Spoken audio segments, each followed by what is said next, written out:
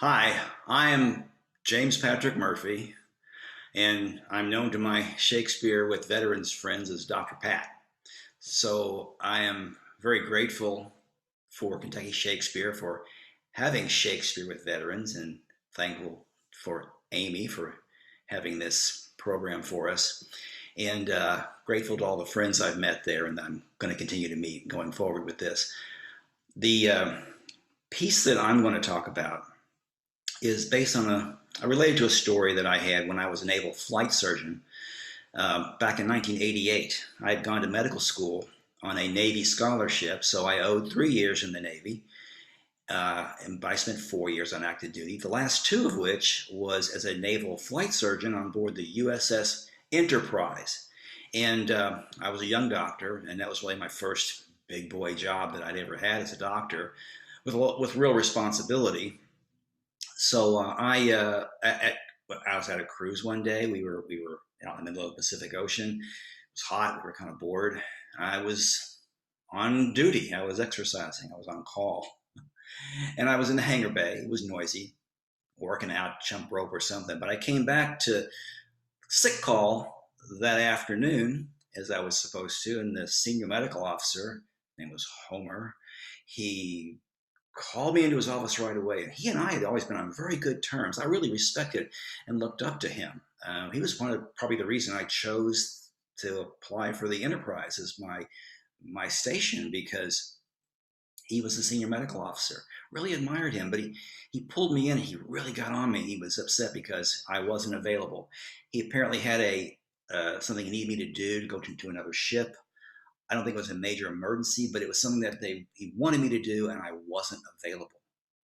And of course, I argued with him because I was young, and I felt I was available. I mean, I'm on an aircraft carrier. Where else could I be?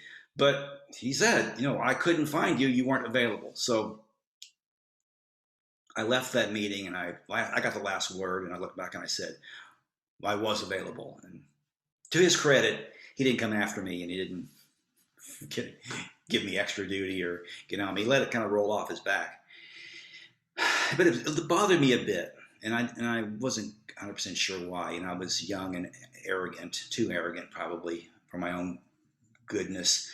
But years later, after I'd finished my training as an anesthesiologist, I did get to go back to San Diego for a medical meeting, and I looked up Dr. Moore, and I took him out for lunch, and we talked about our Navy days, and I asked him if he remembered that, and he did. He remembered that, and I apologized to him, and I told him that he was right, that I wasn't available, and I apologized. He accepted my apologies. He didn't even have to accept my apology because he'd already forgiven me, and not only did that show me how immature I was at that point in time, but also how mature he was and what leadership really was. Leadership's about understanding how people are and bringing them along. In the military, we get that, and those of us who have served in the military understand that. We've seen that in ourselves and in our chains of command and the people that we served with. I'm always amazed at how people grow up in the military and what it does for young people. And the piece that Amy got for me to kind of relate to this is from Henry the Fourth, Part 1. And it's at the end of Act 1, Scene 2, where Hal, who later becomes Henry V, the big band of brothers speech, but he's young Henry, and he's Henry the Fourth. He's Henry V. He's Hal at that point with his friends. They're Falstaff's one of them, but they kind of go off and they think he's one of them. But Hal at this point stops and looks to the audience, and he lets us into what he's really thinking. That this is all kind of a show for him. He's really understands he's got this figured out, and that he's going to show himself to be really special when the time comes. And the fact that he's being kind of a ne'er-do-well at this point will make him look even better at the time that he shows how wonderful he really is. It just shows a lot of immaturity on his part. And we see as the play goes on, that Hal does mature into Henry V, the great leader. So this is a piece that depicts a young person who is full of themselves. And I was a bit full of myself, and I've learned over the years.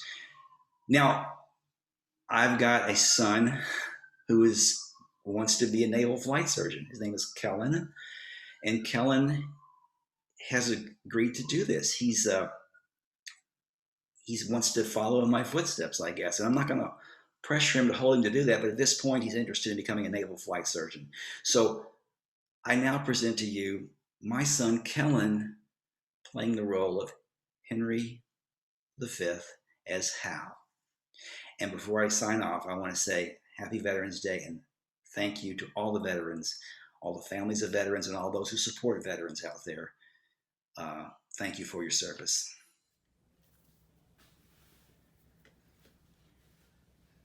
I know you all, and will a while uphold the unyoked humor of your idleness.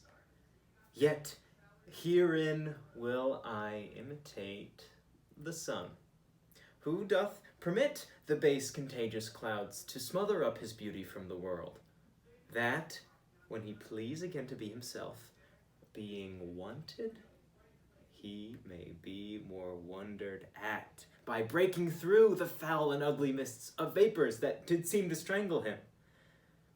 If all the year were playing holidays, to sport would be as tedious as to work. But when they seldom come, they wished for come, and nothing pleaseth but rare accidents. So when this loose behavior I throw off, and pay the debt I never promised, by how much better than my word I am? By so much shall I falsify men's hopes, and like bright metal on a sullen ground, my reformation, glittering o'er my fault, shall show more goodly, and attract more eyes than that which hath no foil to set it off.